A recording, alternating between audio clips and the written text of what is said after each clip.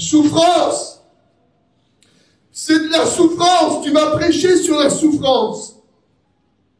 Et c'est un message que j'ai déjà prêché, les frères, et il m'a fait mal.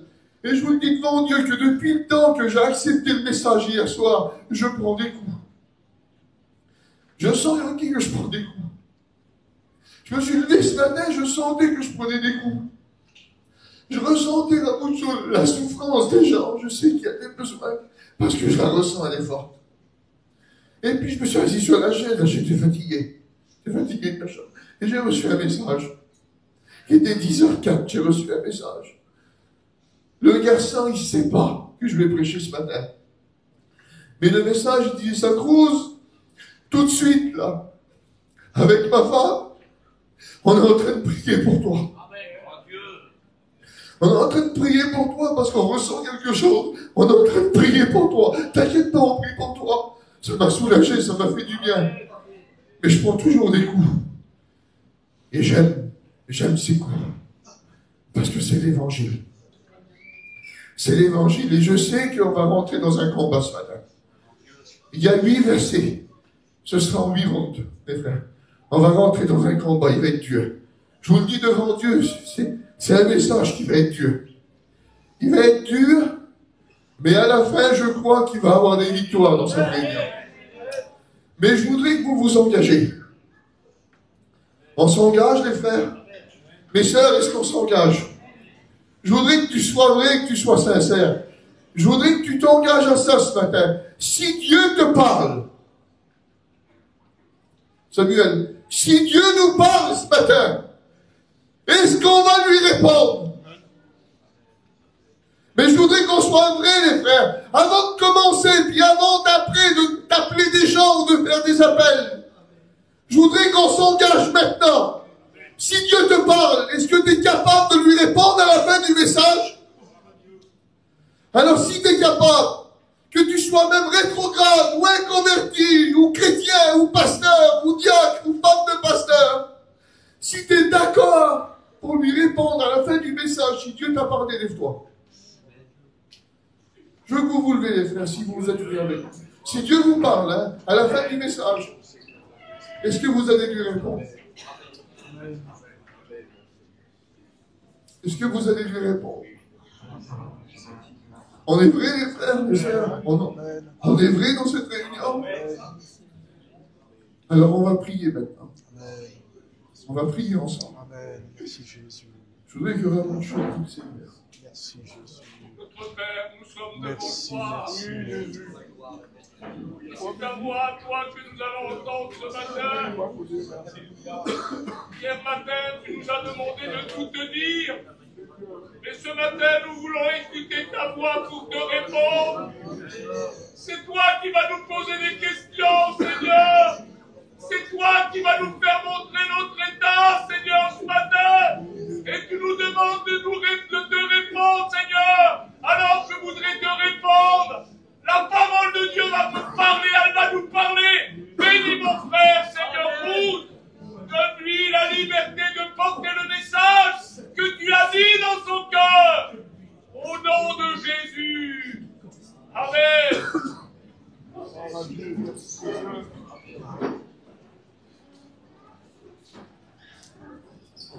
Alors on va parler de la souffrance ce matin. Et j'ai voulu prendre la Bible et j'ai voulu regarder, Juno, l'endroit. Je dis, Seigneur, si on veut parler de la souffrance, la première fois que j'ai médité ce message, je veux aller dans la Bible, dans l'endroit où il y a eu le plus de souffrance. Et puis j'ai regardé dans la Bible le mot souffrance et j'ai vu qu'il était cité, je crois, 64 fois. Le mot souffrance. Et puis je me suis dit, je vais voir si c'est plus dans le Nouveau Testament, et je vais dans l'Ancien Testament. Si c'est plus dans l'Ancien, je vais dans l'Ancien. Et j'ai vu que c'était 44 fois dans l'Ancien et 19 fois dans le Nouveau. Alors j'ai dit, je vais dans l'Ancien. Et j'ai dit, maintenant je prendrai le livre où il y a le plus de fois le mot souffrance. C'est comme ça que j'ai commencé le message. Et puis, moi je me suis dit, Seigneur, les psaumes, 150 chapitres. Certainement que c'est là. Et quand j'ai regardé, les frères, 7 fois le mot souffrance à l'intérieur. Alors je me suis dit, allez, je vais aller voir dans Ésaïe pour voir si on ne trouve pas plus. Ésaïe, les frères, 66 chapitres. Ésaïe 53, des chapitres où on parle de la souffrance. Et là, je l'ai trouvé 6 fois. Alors j'ai dit, pour l'instant, c'est les psaumes. On va parler des psaumes.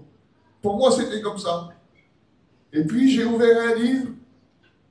Je me suis dit, certainement, ce sera ici, Jérémie, les frères. Aujourd'hui, quand tu souffres de trop, on dit, arrête tes jérémiades. Parce que c'est le prophète des larmes, c'est celui qui a pleuré. C'est celui qui a écrit des lamentations. J'ai cru, Éric, trouver la souffrance ici. Et je l'ai trouvé seulement 3 fois.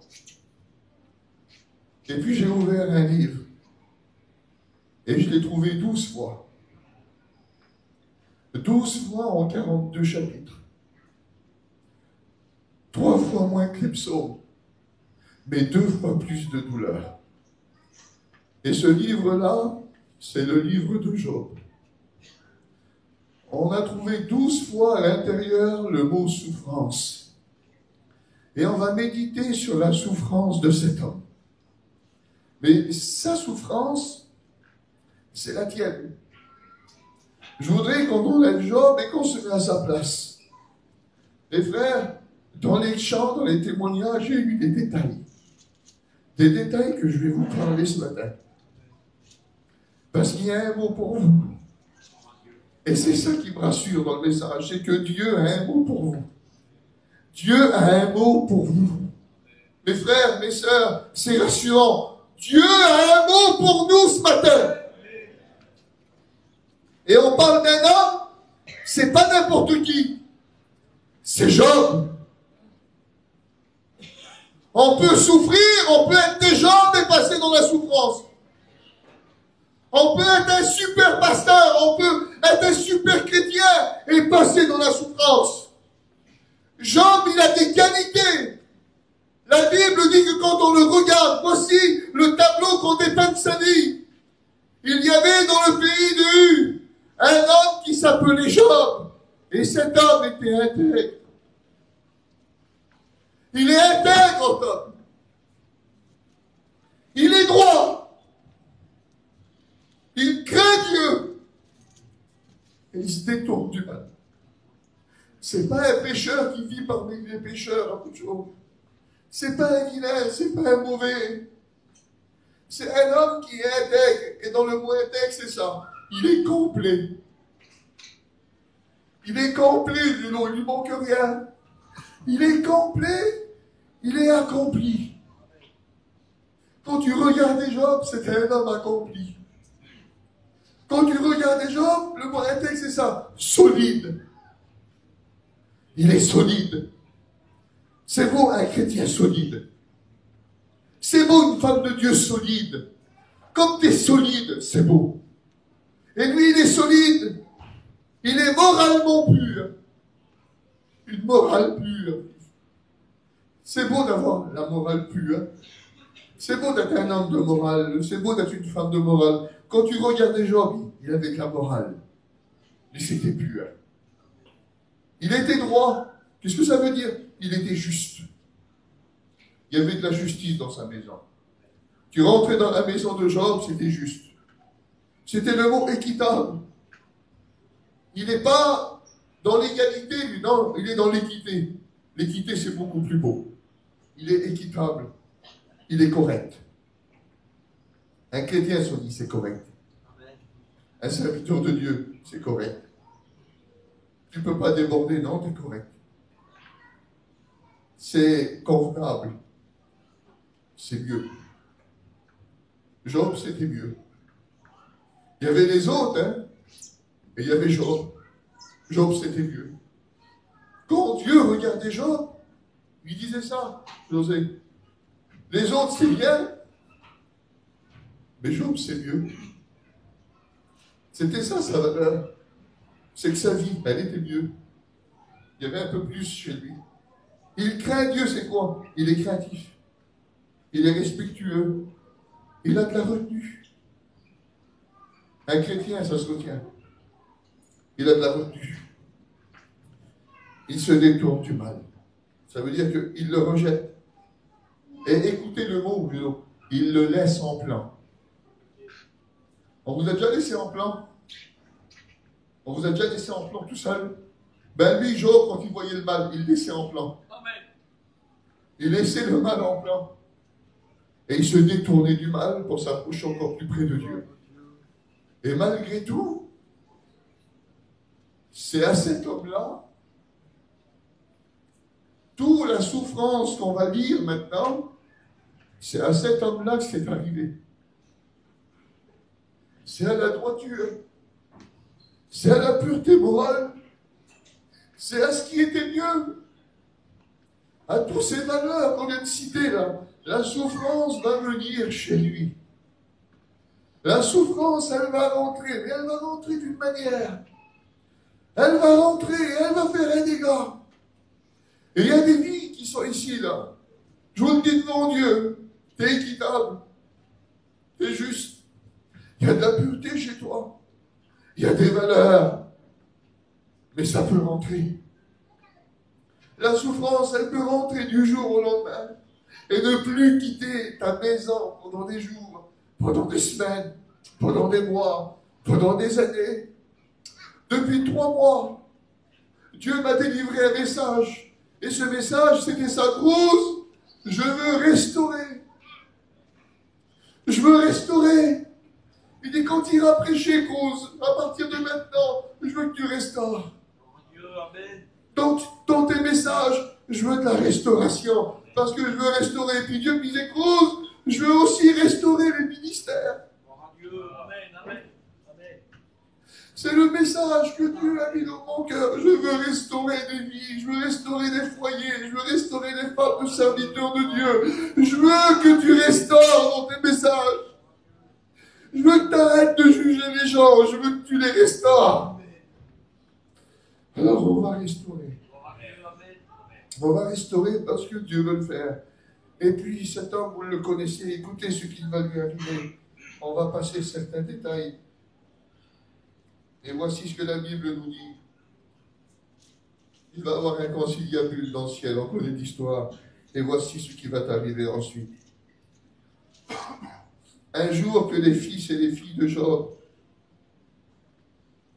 mangeaient et buvaient du vin dans la maison de leur frère aîné, il arriva auprès de Job un messager qui dit, les bœufs labourés et les ânesses paissaient à côté d'eux. Les Sabéens se sont jetés dessus et les ont enlevés et ont passé les serviteurs au fil de l'épée. Et je me suis échappé moi seul pour t'en apporter la nouvelle. Il parlait encore lorsqu'un autre dit, le feu de Dieu est tombé du ciel et a embrasé les brebis et les serviteurs et les a consumés. Et je m'en suis échappé moi seul pour t'en apporter la nouvelle. Il parlait encore lorsqu'un autre lui dit, des Chaldéens formés en 3 bandes se sont jetés sur les chameaux et les ont enlevés et ont passé les serviteurs au fil de l'épée. Je m'en suis échappé moi seul pour t'en apporter la nouvelle. Il parla encore. Il venait de perdre tous ses biens. Il venait de perdre tous ses serviteurs. Il venait de perdre 7000 brebis. Il venait de perdre 3000 chameaux. Il venait de perdre 500 ânesses, 500 paires de bœufs. C'est rien pour vous, mais pour lui, c'est tout. C'était le plus imminent de tous les fils de l'Orient, et du jour au lendemain, il n'a plus rien, il revient à zéro. Et puis là, tous ces serviteurs qui ont fait la queue, les frères, pour venir lui dire, Job, Job, tes brebis, Job, tes chameaux, Job, tes ânesses, Job, tes bœufs. Et là, il y a un dernier serviteur qui vient, Job, tes fils. Job, tes 3 filles. Ils étaient ensemble et mangeaient et buvaient du vin dans la maison de leur frère aîné. Et voici un grand vent est venu de l'autre côté du désert et a frappé contre les 4 coins de la maison. Et elle s'est écroulée sur les jeunes gens. Et ils sont morts. Je m'en suis échappé moi seul pour t'en apporter la nouvelle. Vous croyez que Dieu est dans le détail? dans cette matinée. Vous croyez que Dieu est dans les détails? J'avais des détails à dire, et puis maintenant, comme je l'ai dit, ça me gêne un peu. Ça va me gêner de le dire, parce qu'il y a des détails qui ont été dits dans les témoignages, les frères. Mais c'est la parole de Dieu, c'est pas moi qui l'ai écrit, c'est écrit ici. Alors Job se leva et déchira son manteau. Il a déchiré ses vêtements. Vous savez, c'est quoi ça? C'est le deuil. Il s'en fout des brebis. Il s'en fout des chameaux. Il s'en fout des ânesses ou des bœufs. Ils viennent perdre 10 enfants. Alors il déchire ses vêtements, puis écoutez, qu'est-ce qu'il va faire? Écoute ma soeur, qu'est-ce qu'il fait, Job? Écoute-toi qui a témoigné là. Écoute-moi. Job déchira son manteau et se rasa la tête.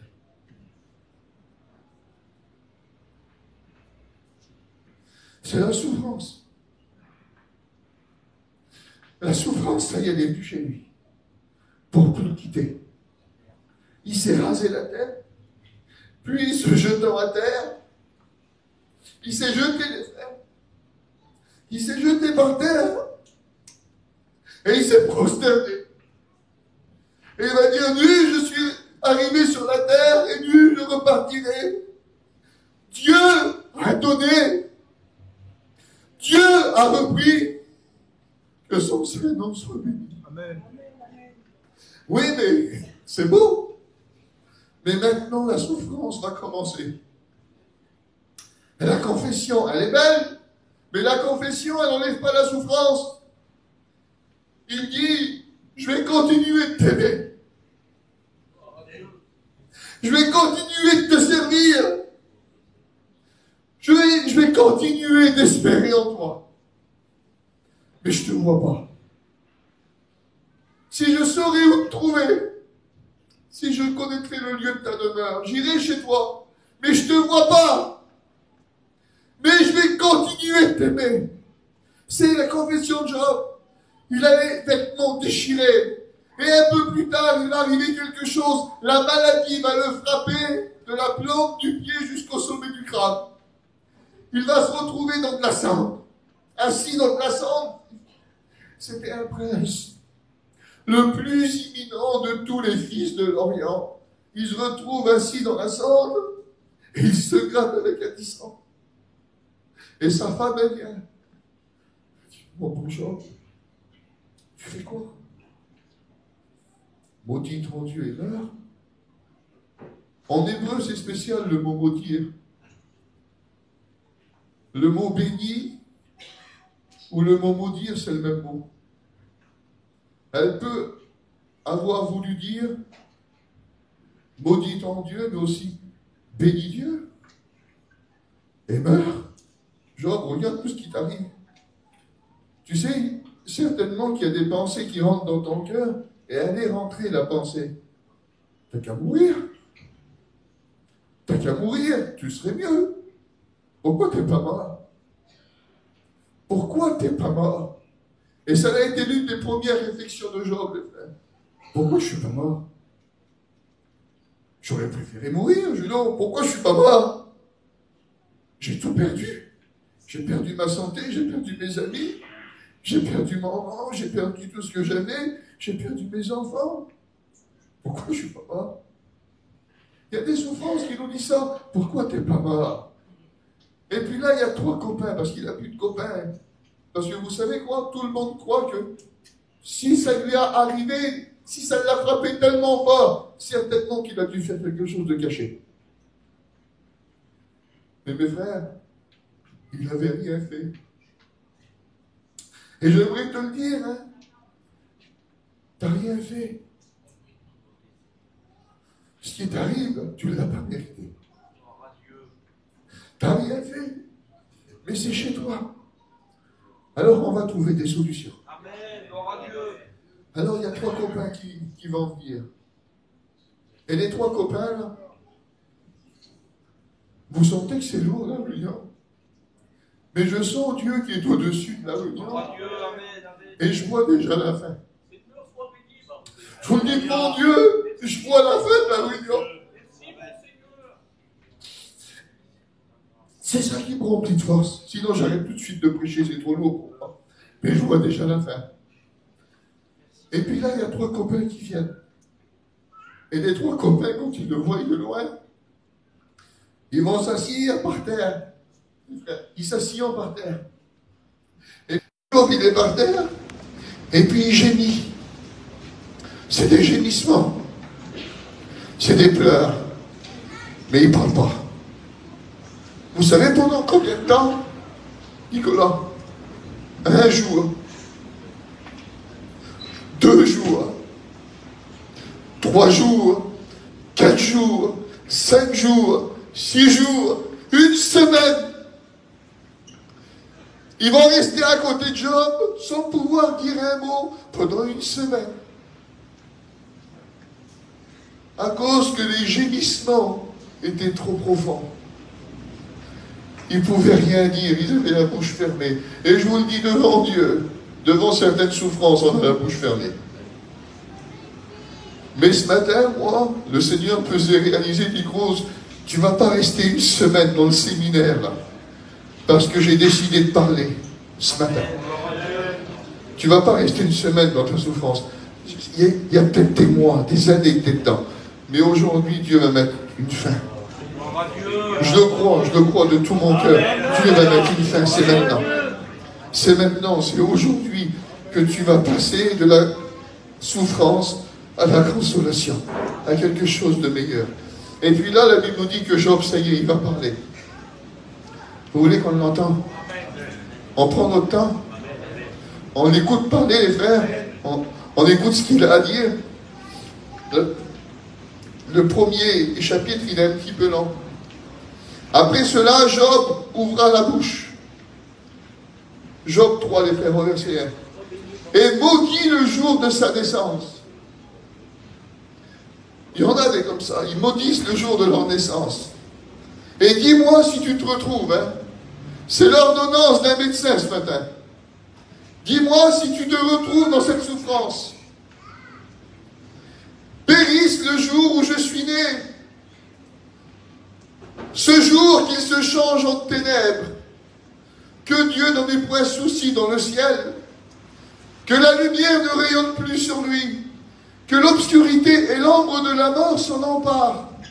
Que des nuées établissent leur demeure au-dessus de lui. Qu'il y ait des nuages. Je veux plus que quelqu'un me voie. Je voudrais des nuages au-dessus de moi. Je voudrais me cacher. Parce que la souffrance, elle te cache. La souffrance, elle n'aime pas la lumière. La souffrance, elle se cache, elle te met tout seul dans le camping et puis tu ne bougeras plus. C'est ce que Job est en train de dire, je voudrais. Et que de noirs phénomènes m'épouvantent. Cette nuit, que les ténèbres en fassent leur proie.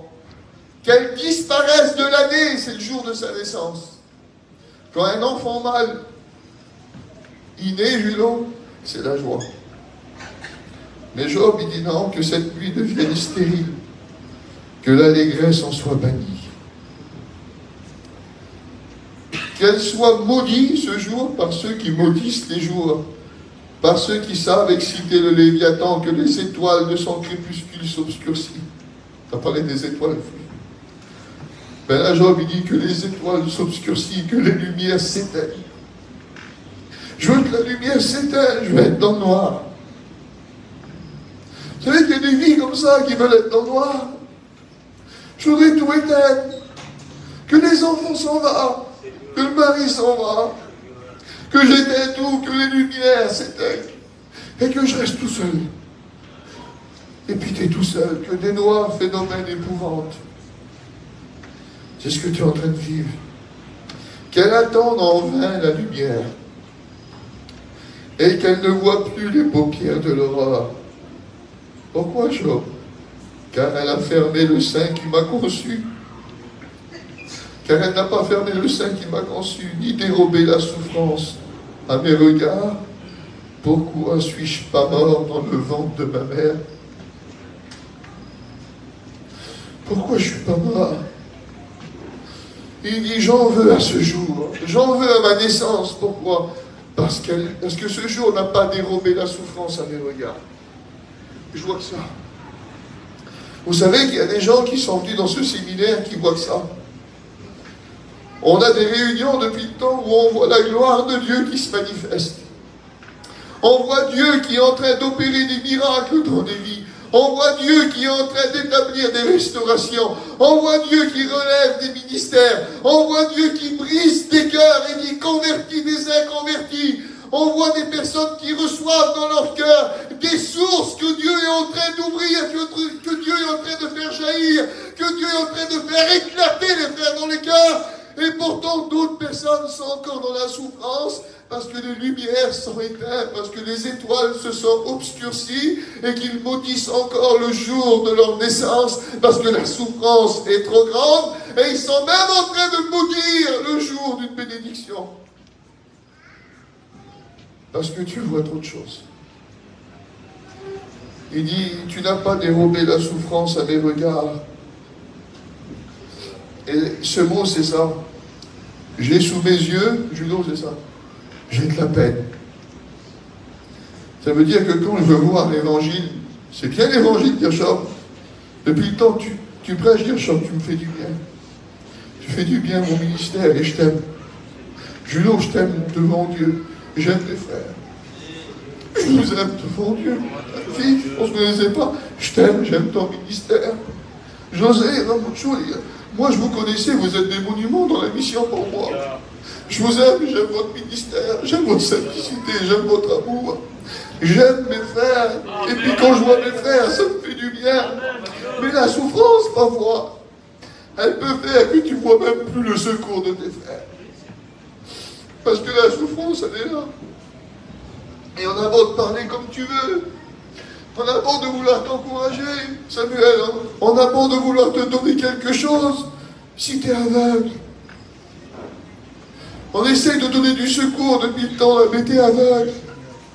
Il y a la souffrance, elle est là, elle est devant tes yeux. Et ça t'empêche de voir la gloire de Dieu dans ce séminaire. Alors c'est de la peine qui est devant les yeux des frères, mais c'est aussi du mal. C'est le mot injustice. Il y a des injustices.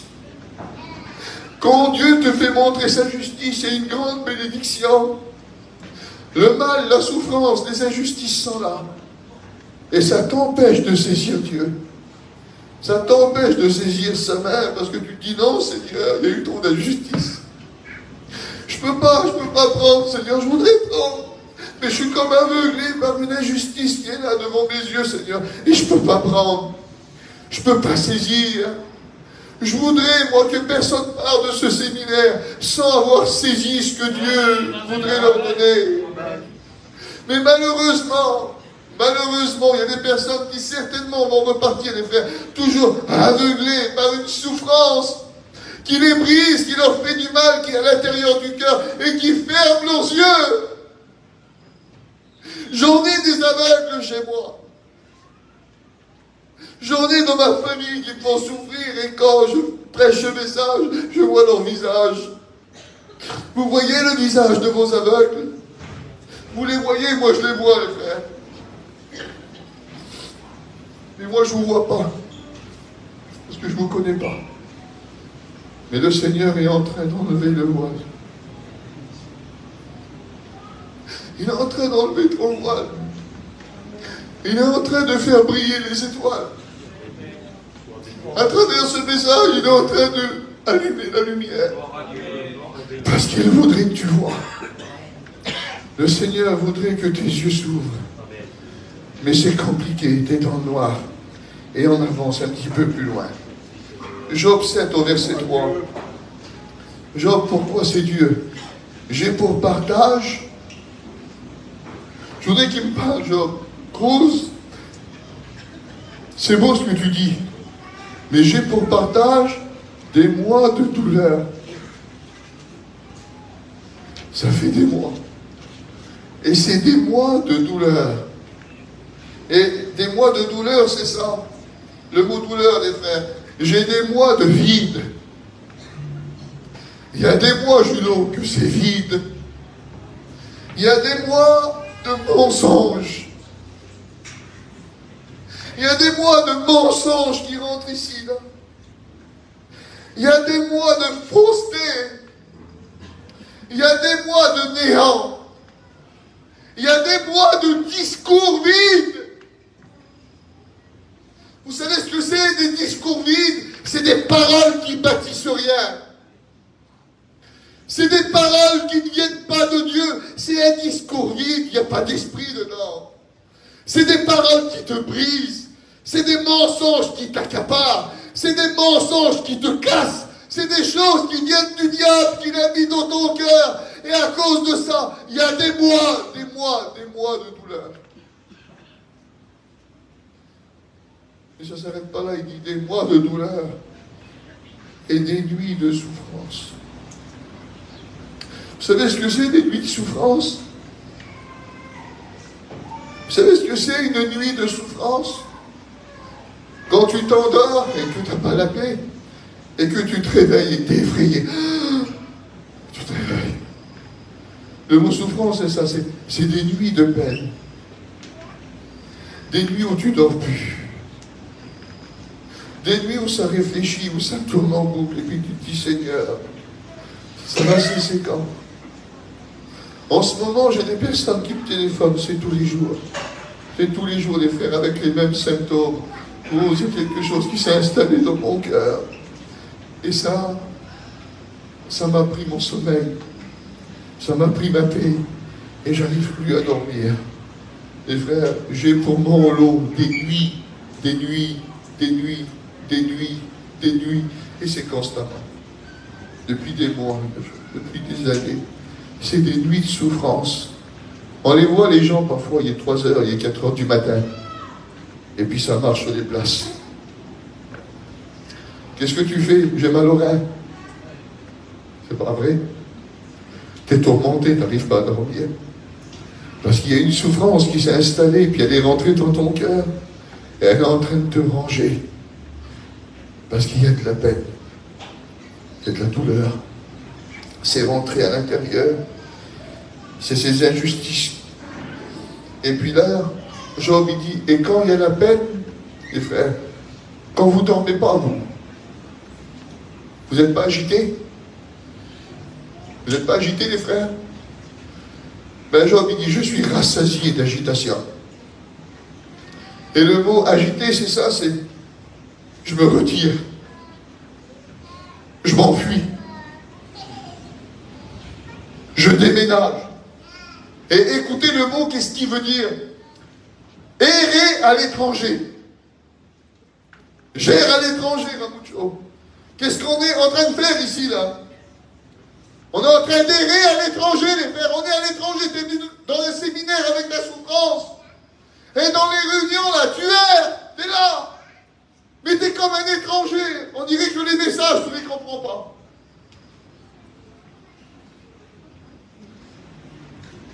Errer à l'étranger, c'est une autre langue.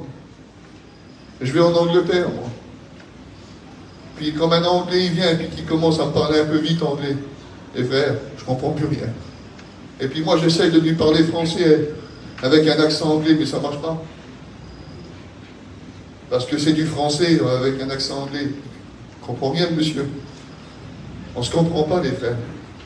Vous savez qu'il y a des gens dans nos familles qu'on ne comprend plus. On dirait des étrangers pour nous. Et eux, et nous pour eux, on est des étrangers. Ils sont dans nos réunions, les frères. Ils étaient bons. Pas beaucoup de choses, c'était les meilleurs hommes du monde. Et puis d'un seul coup, ils ont vrillé. Et puis tu te dis, mais qu'est-ce qu'il a, Seigneur? C'est plus le même homme, c'est plus la même femme. On dirait qu'on ne se comprend plus, on dirait qu'on ne parle plus la même langue. Ils n'ont pas changé. Ils sont en train de souffrir. Ils n'ont pas changé, les frères. Ils sont en train de souffrir. Il y a quelque chose qui est rentré dans le cœur et ils souffrent. Alors parfois tu le vois, il est en colère. Puis tu te dis, maman, il n'a pas changé, lui. Il n'a plus de sagesse. Non, c'est pas ça. Il souffre. Qu'est-ce qu'elle a, Seigneur? Elle s'en porte pour rien. C'est plus la femme que j'avais chez moi. Elle n'est pas bizarre, elle. Non, c'est pas qu'elle est bizarre. Elle souffre. Il y a quelque chose qui est rentré dedans, puis il faut que tu comprends la douleur. Tu sais pas ce que c'est, toi, des nuits de peine. Tu sais pas ce que c'est, toi. Des mois de douleur. Tu sais pas ce que c'est, comme t'es rassasié d'agitation. Tu sais pas ce que c'est. Faut le vivre, ça. Faut le vivre, les frères. On juge la souffrance, mais il faut la vivre. On la juge très très vite, parfois, très très facilement, parce que nous, on n'est pas dans le problème, nous. On va le voir après. Mais c'est ce que Job est en train de vivre. Mais si tu es venu ici, c'est pour t'en sortir. Non, les frères, si on est venu ici, c'est pour s'en sortir. Ben, même si tu veux t'en sortir, tu n'arriveras pas. Parce que la souffrance, c'est quelque chose de plus fort que toi, qui va te détruire et qui va t'amener au plus bas. Job, il dit, Job 9 au verset 27, si je dis, je veux oublier mes souffrances, je veux, moi. Les frères, on s'est levé tout à l'heure, et puis je crois que dans le message, tu es en train de le vivre ça, tu dis, Cruz, je veux m'oublier mes souffrances. Qu'est-ce que tu crois? C'est bien beau ta prédication là, Cruz, je le veux, qu'est-ce que tu es en train de dire là? Je veux une victoire, moi, dans cette matinée, et je veux oublier ma souffrance. Je veux laisser ma tristesse, et je veux reprendre courage. Mais je suis effrayé de tous mes douleurs. Je suis effrayé. Hein. Il y a des gens, ils veulent s'en sortir ici, là, mais ils ont peur.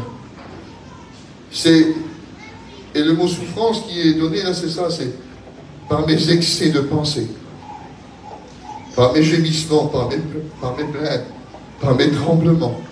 Je suis effrayé et je redoute. Je redoute déjà des choses que quand je vais rentrer chez moi. Je redoute déjà. Je redoute le mal qui n'est pas encore dans ma maison. Parce que je suis effrayé, je tremble. Et quand je veux m'en sortir, j'arrive jamais. Parce qu'il y a des choses comme des vagues, comme des vagues, comme des vagues, comme des vagues, comme des vagues, comme des vagues. Et ça revient constamment. Je suis effrayé par mes douleurs, par mes blessures, c'est ça le mot, par mes dommages, par mon chagrin. Je suis torturé.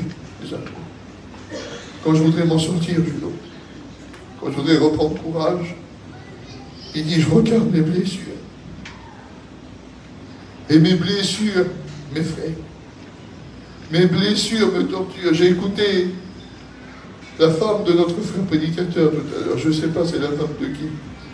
Mais tu as dit, ma soeur, il y a une blessure que le Seigneur est en train de penser. Il y a une blessure. Et ta blessure, elle t'a effrayé pendant longtemps. Ta blessure, elle t'a fait redouter le pire. Mais déjà ce matin, oui, tu as déjà une victoire. Et puis la fin sera glorieuse pour toi, la fin de la vie. Parce que Dieu pense des plaies. Et je le crois déjà, ça y est. Dieu pense des plaies. Tu peux reprendre courage. Tu peux reprendre courage. Et Job va dire, Cruz, je suis effrayé, j'ai peur. Et puis là, il y a un copain qui vient. C'est bon un copain, les frères. Mais tu peux être le meilleur des copains. Si tu n'as pas un mot de Dieu, tais-toi. Les frères, je me dis, Cruz, tu es un serviteur de Dieu, mais si tu n'as pas un mot de Dieu, tais-toi. Quand tu rentres dans la souffrance des gens et que tu n'as pas un mot de Dieu, chut. Les frères, chut. Parce qu'on comprend pas ce que les gens sont en train de vivre. Il faut que Dieu nous parle pour pouvoir révéler quelque chose afin d'apporter une solution. Sinon, tais-toi. Parce qu'il y a un copain qui se lève et écoutez ce qu'il va dire. Job 11 au verset 16. Tu oublieras tes souffrances. Tu vas les oublier, Sonny. Tu vas oublier ta souffrance. Tu t'en souviendras comme des eaux écoulées. Tu t'en souviendras même plus. Il faut oublier. Tu oublies ta souffrance, les frères. On oublie. Oublie ta souffrance. Mais Job, il lui dit, t'es pas à ma place. Il dit, si tu serais à ma place, je parlerai aussi avec des mots comme ça. Il dit, toi, tu m'encourages avec les mots. Il dit, c'est pas des mots que j'ai besoin. J'ai besoin de voir Dieu. Amen. Et je ne veux pas t'encourager avec des mots ce matin. Je veux que mon Dieu vienne. Je veux pas que ce soit des mots, la prédication. Le séminaire, il a commencé avec ce verset. Ma prédication ne repose pas avec un discours persuasif basé sur de la sagesse humaine, mais par une démonstration d'esprit et de puissance que Dieu va faire ce matin. Je le crois. Mais Job est en train de lui dire, t'es pas à ma place. Vous savez comment il va les appeler? Il les regarde, il dit, mais on dirait que le genre humain, c'est vous. Et qu'avec vous doit mourir la sagesse. Et écoutez le nom qu'il va leur donner. Fâcheux consolateur. Fâcheux consolateur. Fâcheux consolateur. Vous n'êtes pas des consolateurs. Parce que vous dites que c'est de ma faute. Vous êtes en train de dire que Dieu punit. Il y en a plein qui t'ont dit que c'était de ta faute. Mais moi je te le dis ce matin, c'est pas de ta faute. C'est pas de ta faute. Je veux pas être un fâcheux consolateur ce matin. La Bible dit que Onésiphore, quand il a su que Paul était abandonné par tout le monde, il est venu d'Éphèse jusqu'à Rome, 2000 km. J'ai fait 1200 km. Et la Bible nous dit qu'il est rentré dans Rome. Et Paul avait dit ça à Ramuccio. Tout l'Asie m'a abandonné. Figel et Hermogène en sont de ce nombre. Mais il y a un homme. Onésiphore. Il dit, il n'a pas eu honte de mes chaînes. Il dit, il est venu d'Éphèse et il m'a cherché. Les frères, il l'a cherché. L'ennemi public numéro 1 dans tout Rome, tu n'as pas le droit de le chercher, on peut te mettre en tôle. Il l'a cherché partout. Vous ne savez pas, il est où, Paul? Les frères, Paul, vous ne savez pas où? Paul, le grand apôtre. Si, ben il était en prison là-bas. Il l'a cherché partout. Et quand il l'a cherché, écoutez ce que Paul va dire. Il m'a cherché avec empressement. Et moi, ce matin, je voudrais chercher mes frères. Je voudrais te chercher. Je voudrais te chercher dans la réunion, je voudrais que Dieu te trouve. Tu sais pourquoi? Parce que quand il l'a trouvé, écoutez ce que la Bible nous dit quand il l'a trouvé. La porte s'est ouverte. Paul, tout seul dans son cachot, il était vieux. Il était vieux, les frères. Plus recherché comme au premier jour. Hein. Vieux, dans un cachot, il allait mourir. Et puis là, il l'a vu. C'est toi. Onésiphore, t'es venu. T'es venu. T'es venu dans ma prison. T'es venu chez moi. T'es venu avec un message. T'es venu pour me dire quelque chose.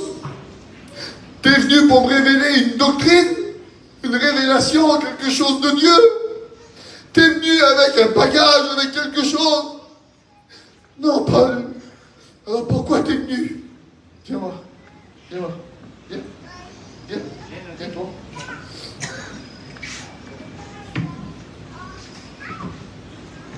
Pourquoi t'es venu? Viens. Gloire à Dieu. Amen. Gloire à Dieu. Gloire à Dieu. Alléluia. Merci Seigneur.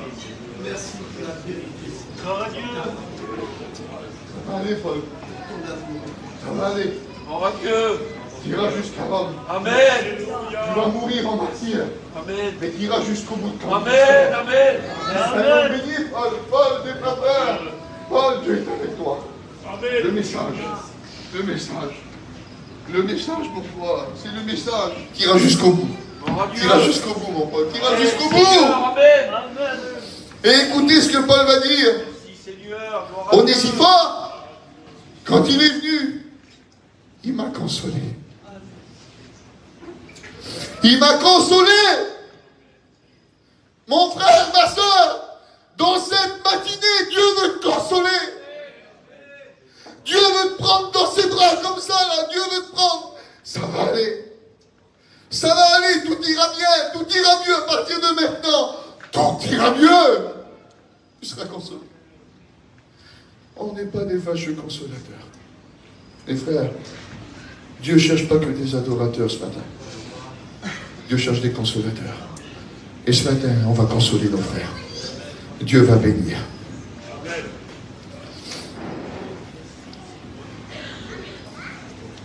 Pourquoi? On l'a écouté tout à l'heure, la petite sœur. Pourquoi? Pourquoi Dieu? Pourquoi m'affliger d'amères souffrances? Et puis il y a la sœur qui a témoigné, la femme du prédicateur. Elle a dit, on a vécu des choses amères. Et puis moi, quand il témoignait, je voyais le message. Je disais, Seigneur, il y a des choses amères, mais toi tu vas répondre à l'amertume. Il y a des pourquoi, mais toi tu réponds au pourquoi. Qu'il est bon le Seigneur, les frères. Et le mot amer, c'est ça, c'est du fiel. Est-ce que c'est du fiel? Quelque chose qui rend, c'est amer. C'est de l'amertume, c'est un venin. Tu as été piqué. Quelque chose qui t'a piqué, un venin qui est rentré dans tes veines et qui t'a piqué. La souffrance, c'est ça. Et elle se propage partout. Elle se propage dans tous les veines. Elle te paralyse. Tu es là, tu es comme tétraplégique et tu ne bouges plus. La souffrance, c'est ça. On va un peu plus loin, je vais accélérer, excusez-moi. Si l'homme, écoutez ce que Job a dit, c'est merveilleux. Job 14. Il dit, Grosse, si l'homme, une fois mort, pouvait revivre, Culot, il n'a pas le mystère révélé de la résurrection. Lui, il croit que si tu meurs, tout est terminé. Mais il a une espérance. Il est assis sur sa cendre, il se gratte avec le qui sang, et puis les copains sont là, puis il les regarde, il dit, mais vous croyez quoi? On cite le verset en engagement en douche. Le verset dans la Bible, c'est ça. Si l'homme, une fois mort, pourrait revivre, j'aurai de l'espoir tout le temps de ma souffrance. En engagement en douche, c'est Rose, si j'aurais l'espérance de revoir mes petits, si j'aurais l'espérance de voir mes 7 garçons et mes 3 filles, ben Rose, j'aurais de l'espérance tout le temps de ma souffrance. Mais pour moi, je ne les reverrai plus. C'est terminé, je ne verrai plus leur visage. La dernière fois que j'ai vu mes enfants, c'est un mur qui s'est écrasé sur eux. Et Rose, j'espère plus en rien. Et il y a des gens comme ça, à qui le deuil a tout pris. Quand tu les vois vivre, on dirait des morts vivants. Ils vivent, mais ils ne vivent plus. C'est une vallée d'ossements. Et quand après chez Saint-Gershon, je me suis souvenu d'une histoire. C'était une dame, une juive, elle était dans un camp de concentration. Elle avait 2 garçons, elle avait 2 fils. Et puis un jour, alors qu'elle travaillait, son fils a mal travaillé. Et quand il a mal travaillé, les Allemands sont venus et lui ont mis une balle dans la tête à son fils. Il est tombé devant elle. Et elle n'avait pas le droit de pleurer, sinon il tuait son autre garçon dans ses bras, son petit bébé. Et elle a dû continuer de travailler toute la journée à côté du cadavre de son fils. Au bout de quelques temps, elle a mal travaillé. Ils n'ont pas voulu la tuer, mais ils ont pris son petit bébé, ils l'ont mis dans la boue, puis ils l'ont piétiné jusqu'à ce qu'on ne voie plus le corps. Cette femme-là, quand les portes des camps se sont ouvertes, et qu'on l'a ramenée en Israël, c'était une morte vivante. Quand on a ramené tous ces juifs là, Gershom, c'était une vallée d'ossements. C'était des sacs d'os. Et puis quand ils sont rentrés en Israël, des chercheurs sont venus pour les examiner. Parce que les juifs disaient, est-ce qu'on peut former une nation avec ces gens? Est-ce que c'est possible? Parce que les chocs post-traumatiques et tout ce qui leur est arrivé, est-ce que c'est possible, José, de former un peuple avec ces gens? C'était des sacs d'os, cette femme-là avait le regard fixe et elle ne parlait plus. Elle vivait, mais elle était morte. Et ces docteurs-là qui les ont examinés ont dit, Impossible de créer une nation avec ces gens. Il faudra au moins 4 générations encore. Et au bout de la 4e génération, vous pourrez former une nation avec ces gens. On reviendra dans un an, on les examinera. Et ils sont revenus un an après. Et le miracle. Car vous savez qu'il y a le diagnostic des médecins, mais il y a le miracle. Gloire à Dieu, amen. Il y a des miracles que Dieu fait intervenir. Et puis là, les docteurs ont venu, puis ils ont vu cette femme en train de sourire, en train de parler du lot, en train de travailler. Et puis là, ils ont été choqués, ils ont dit, mais où sont les gens qu'on a examinés? Ils sont là. Gloire à Dieu. C'est eux. Mais c'était une vallée d'ossements. Et là, il y a un rabbin qui les a regardés et dit, oui, monsieur, mais le pays les a guéris. Gloire à Dieu. Alléluia. Il y a plus qu'un pays dans cette Gloire à affaire. Dieu, Amen. amen. Il y a plus qu'un pays, les frères. Il y a Jésus. Amen. Et tu peux espérer. J'en ai perdu. J'ai perdu des proches. J'ai perdu mon père, il avait 54 ans. Du jour au lendemain, les frères, ça a été une vallée de souffrance. Mais le Seigneur est venu dans la souffrance. Il a pensé l'appeler. Mais Job, il dit, écoute, si je savais que les morts pouvaient revivre, j'aurais de l'espérance tout le temps de la souffrance. J'aimerais lui dire à Job, et j'aimerais te dire à toi qui n'y crois plus, ils t'attendent. Gloire à Amen. Dieu, Amen. amen. Gloire à Dieu. Ils t'attendent. Job, ils ne sont pas morts. Job, tu les reverras. Ta souffrance, elle te fait croire que tu les reverras plus. Tu les reverras. C'est une assurance.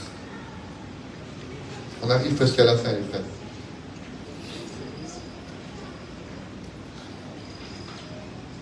Si je parle, les souffrances, ils ne seront pas calmées.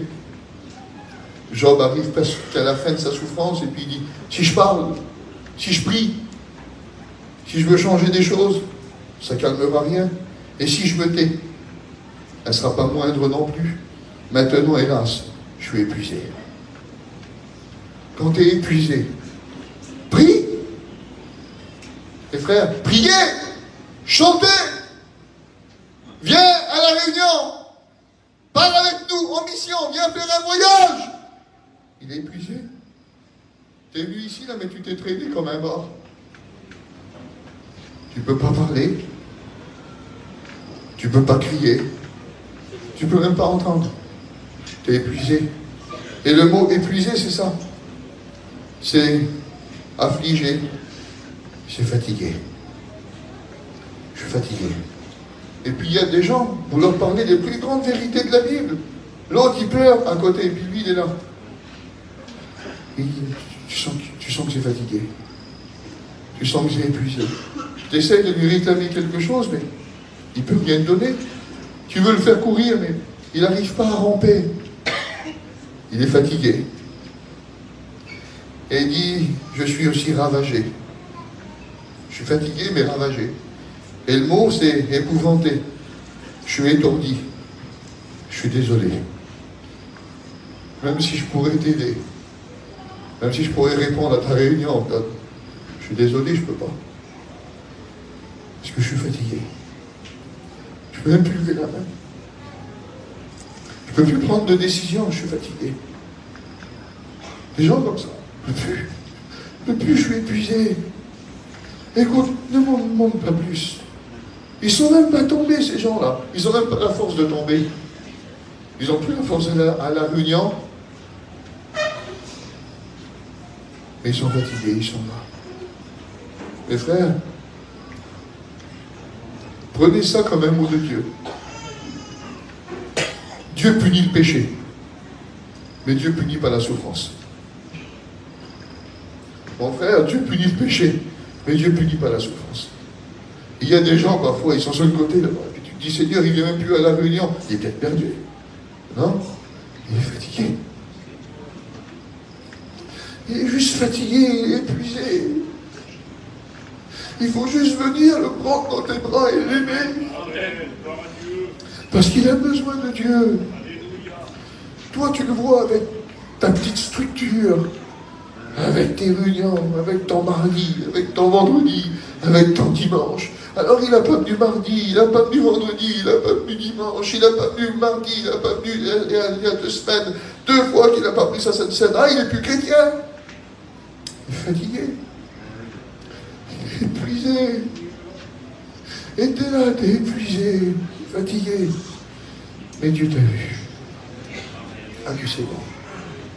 Que c'est bon quand Dieu te voit. Parce que les Élis qui veulent mourir sur les genêts, ben Dieu les voit. Dieu les voit, les frères. Nous, on ne les voit pas, mais Dieu les voit. Et puis, il les réveille avec un petit gâteau. Il dit, mange et bois. Parce que la route va être trop longue pour toi. Je veux que tu vas plus loin. Et Dieu va nous faire aller un petit peu plus loin. On a terminé, les frères. Et maintenant, mon âme, ça y est, c'est la fin. Elle s'épanche en sein. Il est en train de dire, mon âme se vide.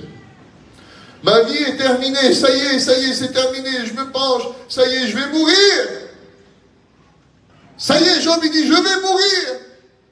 Vous pouvez remballer vos fâcheuses consolations. Vous pouvez repartir. Vous allez me veiller. Vous allez me mettre dans un trou. Et repartez maintenant, c'est bon, je l'ai reçu. La nuit me perce et m'arrache les os. La douleur qui me ronge. Et là, la douleur qui me ronge, c'est ça. C'est la douleur qui est en train de me manger. Je suis dans la bouche de la douleur et elle est en train de me consommer. Elle est en train de me manger. Aucun repos.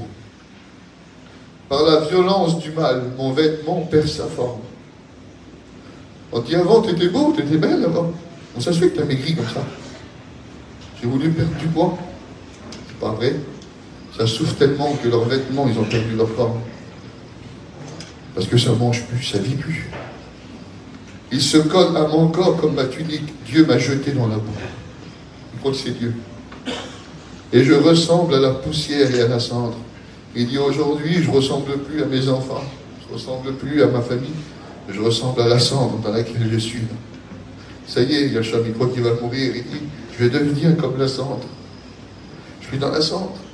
Je suis dans le feu. Et je ressemble à la cendre. Je crie vers toi. Et écoutez là, je crie vers toi. Il criait, Seigneur. Et tu réponds pas. Seigneur. Tu réponds pas. Et d'un seul coup, les frères, parce qu'écoutez ce que la Bible nous dit. Job est en train de vivre quelque chose. La Bible décrit ce moment comme une tempête. C'est la Bible qui le dit, hein. C'est une tempête. Il y a un verset biblique, Job 38, la Bible dit que son état, c'est une tempête. Sa souffrance, sa douleur, tout ce qu'on vient de décrire là, c'est une tempête. Le mot tempête, c'est un tourbillon. C'est des éclairs. Il y a du bruit, les frères. Mais écoutez ce que la Bible nous dit, j'aimerais le lire, j'aimerais prendre la Bible dans mes mains. L'Éternel. Les frères, vous vous souvenez, Job 30, je crie et tu ne réponds pas. Job 38, l'Éternel répondit à Job.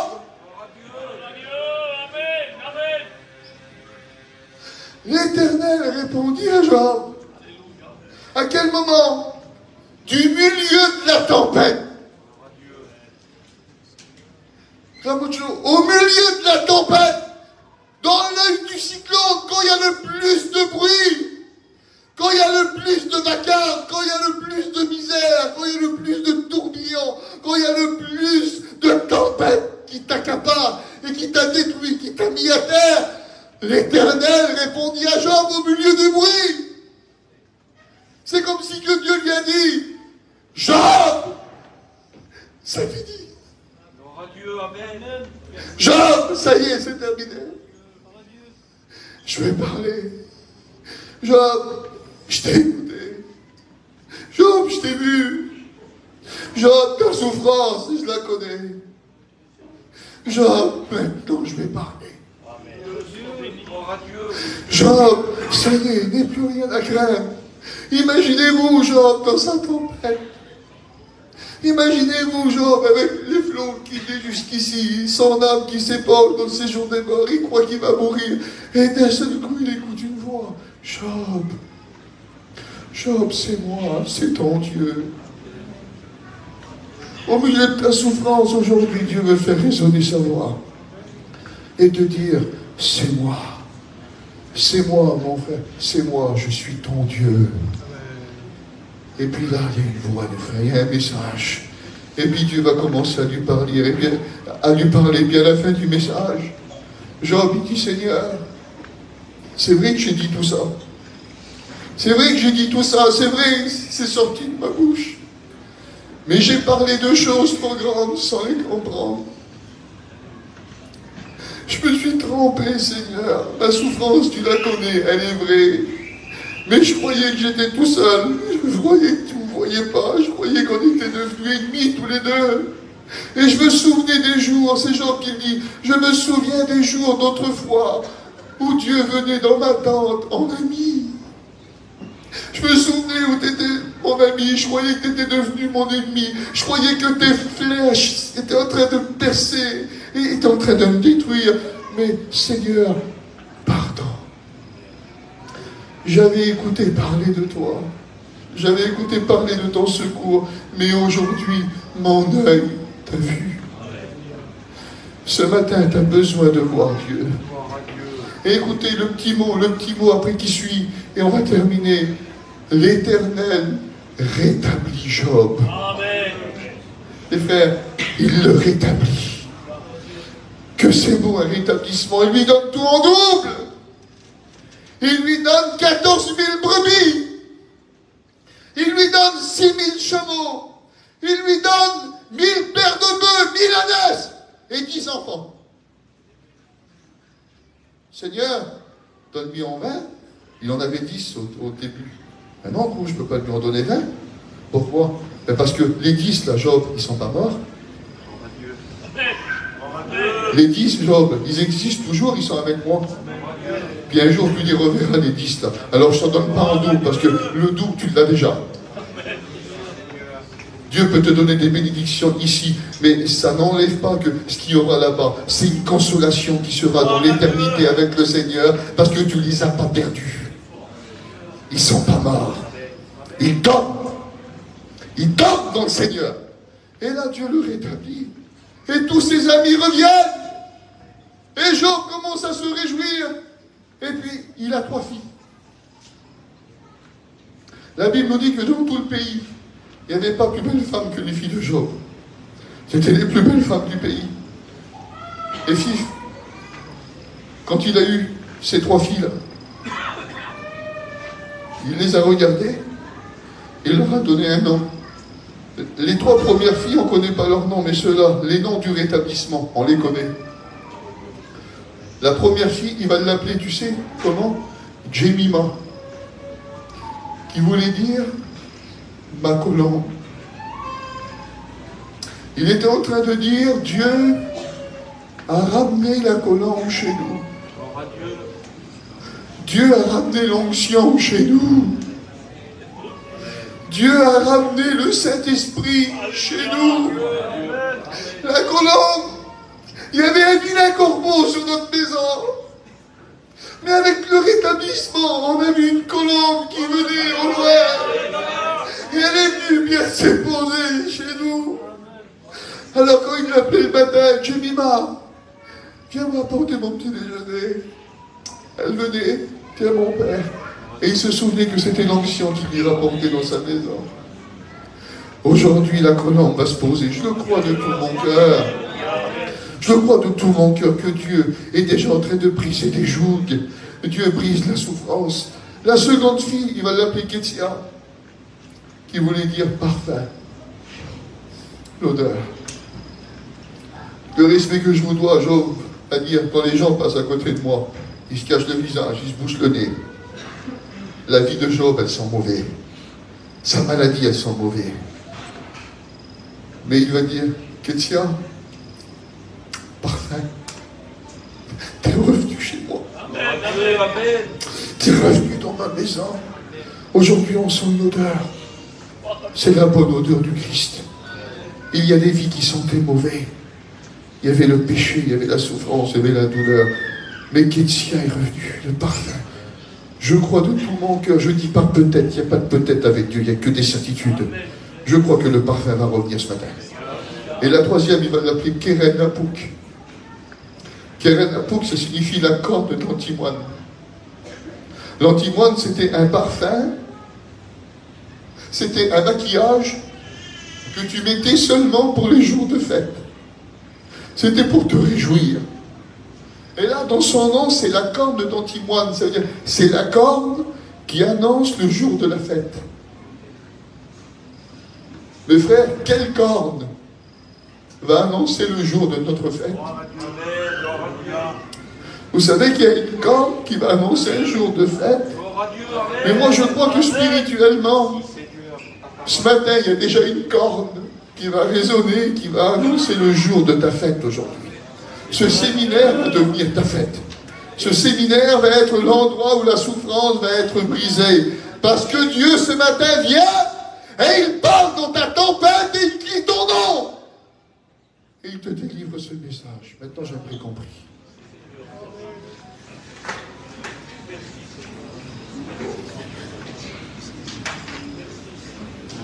Le combat n'est pas fini ce matin.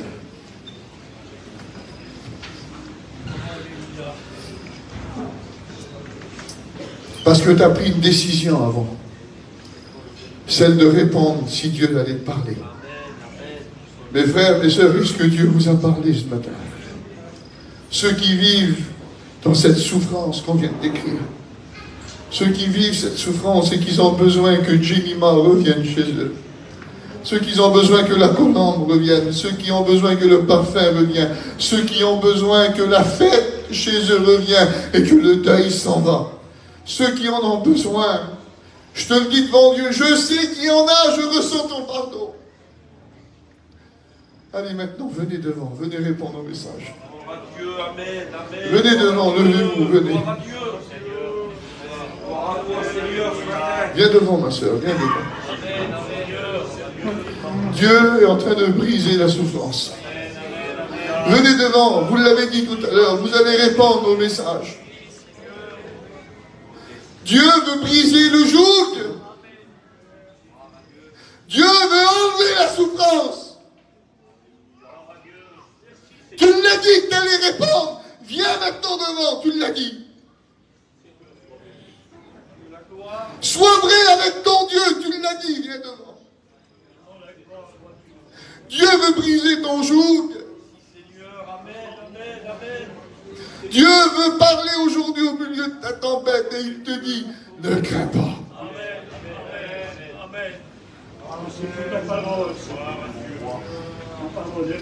Je vous en supplie, venez devant. Venez devant, Dieu va enlever le joug. Aujourd'hui, tu considères ce que Dieu vient de te dire. Il n'y a pas de masque, il n'y a pas de façade, il n'y a rien. Viens devant, Dieu va te parler. Dieu fait résonner sa voix maintenant. Les souffrances cachées, lui, il les connaît. Tu vas arrêter d'errer comme un étranger. Parce que tu as compris le langage de Dieu ce matin.